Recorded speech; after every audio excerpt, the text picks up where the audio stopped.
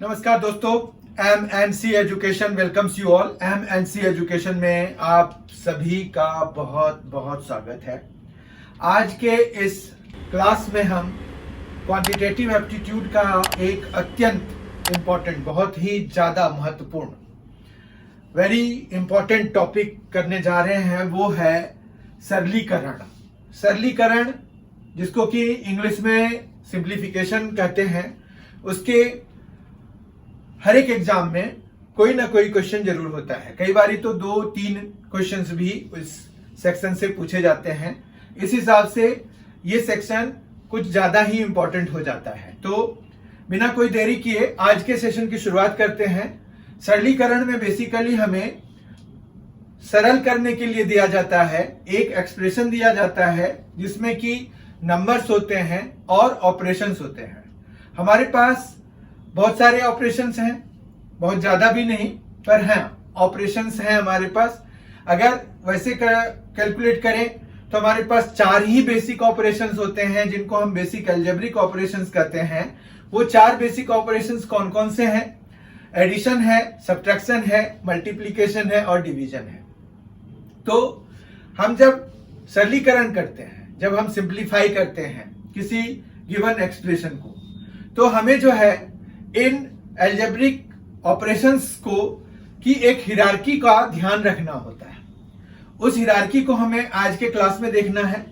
उसके बाद हम कुछ आइडेंटिटीज देखेंगे जिसको कि यूज करके हम जो है ये सरलीकरण का जो प्रोसेस है वो कितने सरलता से कर सकते हैं। वो हमारा इस बात पे निर्भर करेगा कि हम जो है किस तरह से जो अलजेब्रिक आइडेंटिटीज होते हैं उनको हम कैसे वहां पर बिठा सकते हैं, यूज कर सकते हैं। तो by the use of algebraic expression, algebraic identities, we can simplify algebraic expressions more easy way.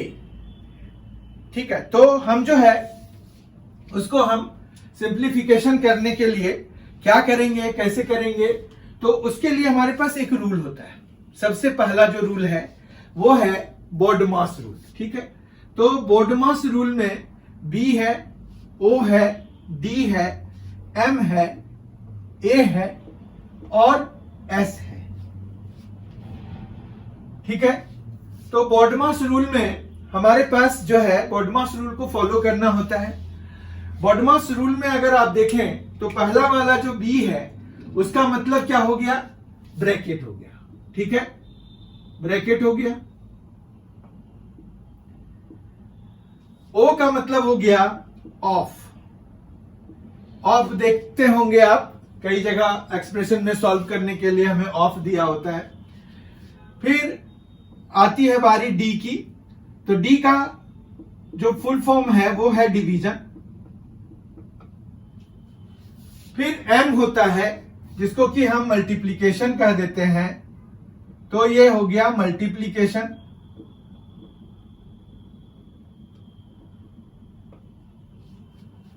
A stands for addition.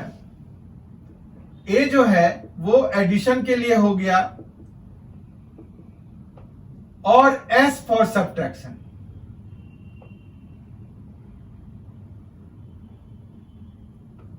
ठीक है, तो ये एक हिरार्की है।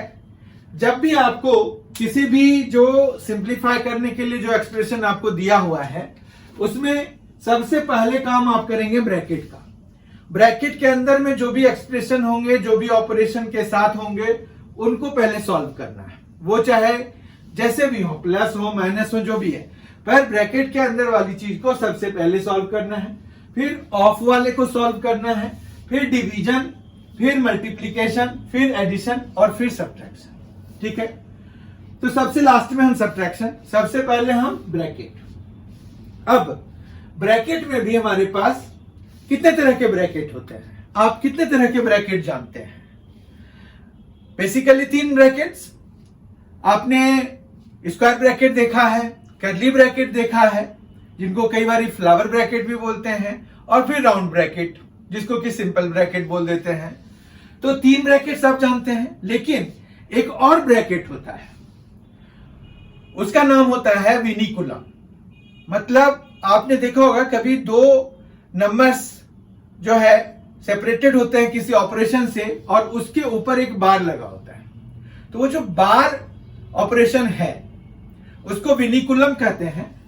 और संयोग से विनिकुलम जो है ब्रैकेट में ही काउंट होता है, उसको बार ब्रैकेट कर देते हैं, लाइन ब्रैकेट कर देते हैं। तो यहां पर जो है हमारे पास ब्रैकेट के 4 कैटेगरीज हो गए, ठीक है। एक हो गया विनिकुलम, विनिकुलम हो गया। दूसरा हो गया राउंड ब्रैकेट। तीसरा हो गया कर्ली ब्रैकेट। और फोर्थ हो गया स्क्वायर ब्रैकेट।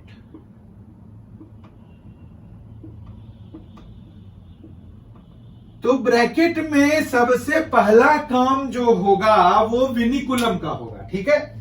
विनिकुलम को समझने के लिए जैसे आप देखेंगे कि कई बार ये एक्सप्रेशन में रहता है 4 + 7 और ऊपर में बार, तो ये जो बार है इसी को विनिकुलम कहते हैं, ठीक है। और इसका काम सभी ब्रैकेट में सबसे पहले होगा। इस तरह से बोडमास रूल में जो ब्रैकेट है उसमें अगर विनिकुलम आपको कहीं पर एक्सप्रेशन में दिखता है तो सबसे पहले आप सारा काम छोड़ के विनिकुलम वाले को सॉल्व करेंगे। फिर हमारे पास राउंड ब्रैकेट होता है, आपने देखा होगा इस तरह का होता है। कर्ली ब्रैकेट जिसको कि फ्लावर ब्रैकेट भी कहते हैं, तो इस तरह का होता है। और स्क्वायर ब्रैकेट होता है जो कि इस तरह का होता है, ठीक है। तो हमें जो है सबसे पहले सबसे इनर मोस्ट ब्रैकेट में यही होता है, ठीक है। विनिकुलम को पहले करेंगे, उसके बाद हम राउंड ब्रैकेट का करेंगे, फिर कर्ली ब्रैकेट करेंगे, फिर स्क्वायर ब्रैकेट करेंगे। और फिर हम देखेंगे आगे कि हमें जो है ब्रैकेट के अंदर में यही राखी है, ठीक है। तो ब्रैकेट का काम हो गया, फिर हम ऑफ पे आएंगे, फिर डिवीजन देखेंगे कहां कहां है, फिर मल्टीप्लीकेशन देखेंगे कहां कहां है, एडिशन देखेंगे और सब्ट्रैक्शन देखेंगे। तो इस तरह से बोडमास रूल हमारे पास चलता है, ठीक है। तो जैसे अगर मान रखिए हमारे पास क्या है कि 4 है -7 है, फिर यहां पर 3 + 4 × 2 + 3 -1 और ये इस तरह से बंद है। इसको सॉल्व करने के लिए दिया हुआ है। इसके आगे मान रखिए कि हमें दिया हुआ है कि 12 माइनस, ठीक है। इसको आपको सिंप्लीफाई करना है। तो अगर हम बोडमास रूल लगाएंगे तो बोडमास रूल के हिसाब से हमें कैसे करना है, तो यहां पर देखिए सब चीज है, विनिकुलम है, राउंड ब्रैकेट है, कर्ली ब्रैकेट है, स्क्वायर ब्रैकेट है और फिर ये बिना उसके भी है। और हमारे पास जो है इसमें डिवीजन नहीं है, ऑफ है। ये जो है ना, अगर कुछ नहीं लिखा होता है तो उसको आप ऑफ ले सकते हैं। ऐसे तो वो मल्टीप्लीकेशन होता है, पर हमारे पास जो है वो ऑफ भी काउंट होता है, ठीक है। तो हमारे पास इसको सॉल्व करना है। कैसे करेंगे इसको? सॉल्व करने के लिए हम सबसे पहले ये वाले का काम करेंगे। तो इसमें आ गया 2, ठीक है, और +2 है और ये फिर सिंपल ब्रैकेट है। बाकी सभी कॉपी होते रहेंगे। ये 4 आ जाएगा, फिर यहां पर +3 आ जाएगा, कर्ली ब्रैकेट आ जाएगा और फिर स्क्वायर ब्रैकेट बंद करेंगे। इधर फिर 7 हो जाएगा, -4 हो जाएगा और इधर इस तरह से, ठीक है। तो ये आ गया होगा समझ में। अब यहां पर क्या हुआ कि ये 2 ऐड हो रहा है, 4 हो गया, 4 4 जा 16 हो जाएगा, 3 + 16 तो कर्ली ब्रैकेट में अब आ जाएगा 3 + 16 आ जाएगा, ठीक है। और फिर इसके बाहर 7 है, यहां 4 है, यहां पर बंद हो जा रहा है और फिर ये 12 हो गया, ठीक है बात। फिर जो है हम यहां देख रहे हैं कि 19 है, 19 × 7 हो जाएगा, तो ये आ गया 12 - 4 -19 × 7 कितना हो जाएगा? 19 × 7 करना है आपको, 153 हो जाएगा। अब देखिए कर्ली ब्रैकेट भी खत्म हो गया क्योंकि हमने 16 + 3 19 किया, 19 × 7 किया, ठीक है। तो ये जो है हमारा 153 हो गया। 4 माइनस 153। अब हमारे पास ये 4 माइनस 153 कितना दे जाएगा हमें, तो ये हो जाएगा माइनस 149, और माइनस यहां बाहर लगा हुआ है तो प्लस 149 हो जाएगा, तो 12 प्लस 149 हो गया, तो ये हो जाएगा 161। ठीक है, तो इस तरह से हम सिंप्लीफाई करते हैं। कैसे हम विनिकुलम, फिर ब्रैकेट, फिर वो राउंड ब्रैकेट, फिर कर्ली ब्रैकेट, फिर स्क्वायर ब्रैकेट, और फिर जो है हम बिना ब्रैकेट के काम करते हैं। ठीक है, एक तो ये बात हो गई। दूसरी बात ये है कि हमें जो है, जैसे मान रखिए कि सॉल्व करना है और हमें जो है एक ही ऑपरेशन दिया हुआ है। जैसे एक एग्जांपल लेते हैं, उससे हम बहुत अच्छे से समझ पाएंगे कि क्या कहना चाह रहा हूं मैं। मान रखिए कि आपको दिया हुआ है 24 divided by 12 divided by 6 divided by 3, तो इसका कैसे सॉल्व करेंगे। 24 है, डिवाइडेड बाय 12 है, डिवाइडेड बाय 6 है, डिवाइडेड बाय 3 है, तो इसको सॉल्व करना है। तो हमारा जो एसोसिएशन होता है वो किधर से किधर की तरफ रहेगा, लेफ्ट से राइट की तरफ रहेगा या राइट से लेफ्ट की तरफ रहेगा, क्योंकि दोनों के आंसर अलग आएंगे, तो कौन सा सही है वो हमें पता होना चाहिए। तो यहां पर आप हमेशा ध्यान रखिएगा कि ये अगर सेम साइन है तो हम लेफ्ट टू राइट एसोसिएशन रखते हैं। तो मतलब ये हुआ कि हम पहले इन दोनों को सॉल्व करेंगे। ठीक है, तो 24 डिवाइडेड बाय 12 से 2 आ गया, 2 डिवाइडेड बाय 6 डिवाइडेड बाय 3, फिर एसोसिएशन लेफ्ट टू राइट है हमारे पास, तो 2/6 इस तरह से हम लिख सकते हैं, जो कि 1/3 हो जाएगा। ठीक है, 1/3 है और डिवाइडेड बाय 3 है, तो हम जो है 1/3 इंटू 1/3 कर सकते हैं, क्योंकि डिवीजन में इसका रेसिप्रोकल होके मल्टीप्लाई हो जाता है। 3 है ये, तो 1/3 होके मल्टीप्लाई हो जाएगा, मतलब ये कुछ इस तरह का चल रहा है। ठीक है, तो आंसर हमारा क्या आ जाएगा, 1/9 आ जाएगा। तो ये है एसोसिएशन का चक्कर। ठीक है, अब इसी तरह से एसोसिएशन में एक जगह और कंफ्यूजन आती है, जहां पर कि आपको पावर्स में सॉल्व करने के लिए दिया हुआ होता है। मान रखिए कि आपका 3 स्क्वायर और फिर 3 है, तो इसकी वैल्यू क्या है ये कई बार आपको पूछा जाता है। सिंप्लीफिकेशन के ही टॉपिक में ये आता है।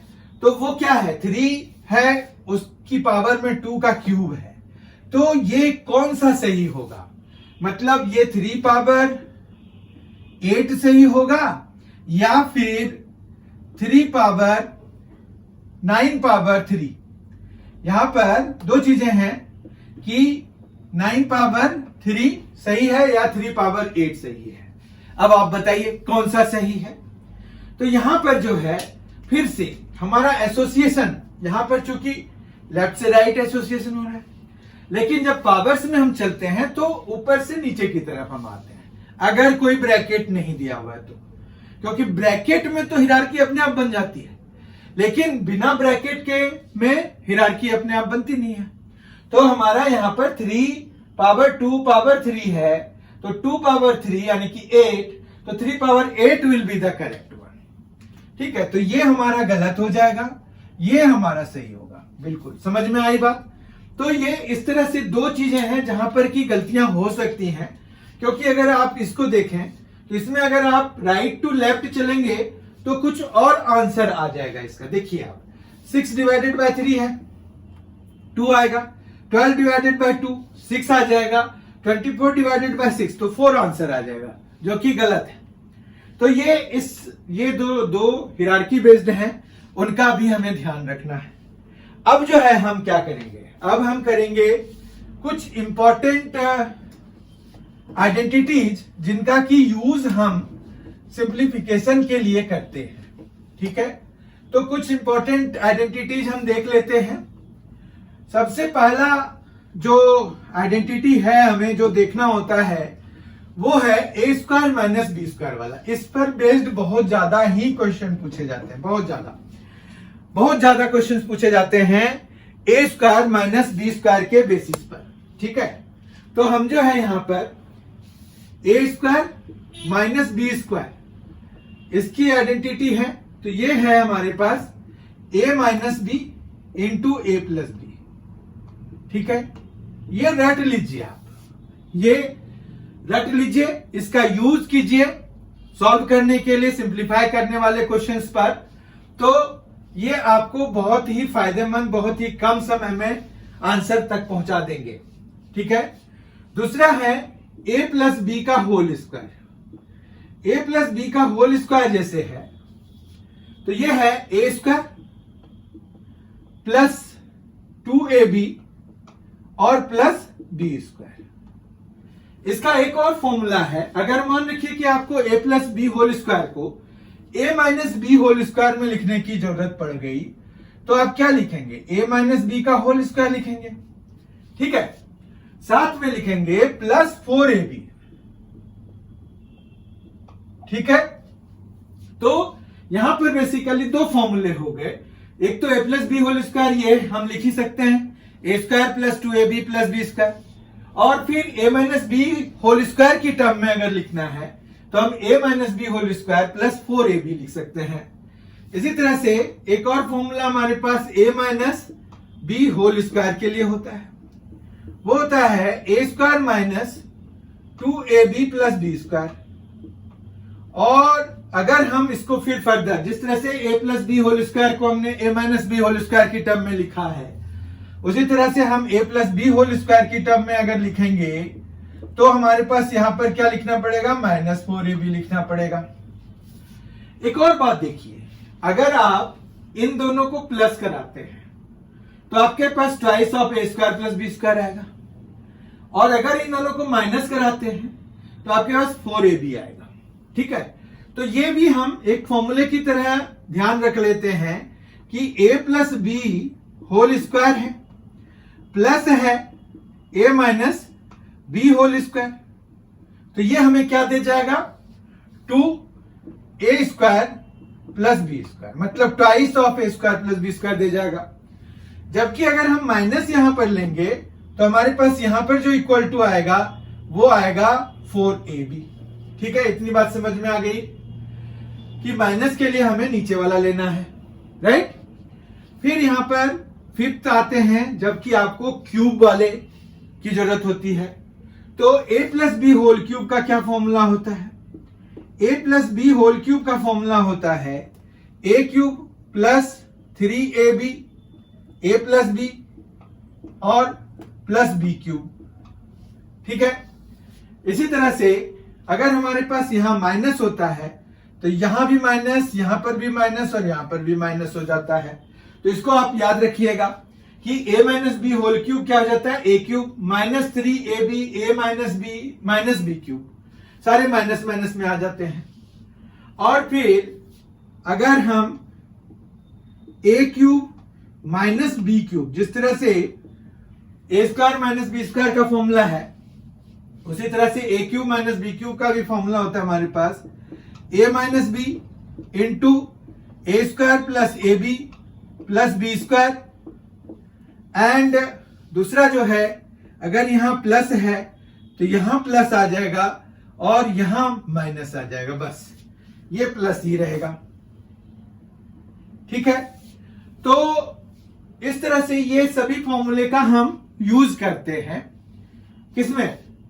सिंप्लीफिकेशन के दौरान। तो इसको रट लीजिए, समझ लीजिए, जैसे भी आप को ध्यान रखना है ध्यान रखिए, क्योंकि इनको ध्यान रखिएगा तो आपका सिंप्लीफिकेशन प्रोसेस जो है बहुत आसान हो जाएगा, जल्दी आएगा और उसमें गलती भी नहीं होगी। आई होप कि आपको आज का क्लास में जो भी डिस्कस हुआ है वो सारे समझ में आ गए होंगे। बहुत ही जल्द हम मिलेंगे। अगर आपने अभी तक M&C एजुकेशन चैनल को सब्सक्राइब नहीं किया है तो जरूर कर लीजिए। यहाँ पर क्वांटिटेटिव एप्टीट्यूड की तैयारी बहुत अच्छे से कराई जाती है, रीजनिंग की तैयारी बहुत अच्छे से कराई जाती है, वो तो आप देख ही रहे हैं। अगर आपको समझ में आ रहा है तो आपको पता चल गया होगा कि किस लेवल पे पढ़ाई जा रही है यहाँ पर चीजें। बहुत ही जल्द हम मिलेंगे। Thank you so much for being with us. Thanks a lot. Enjoy yourself.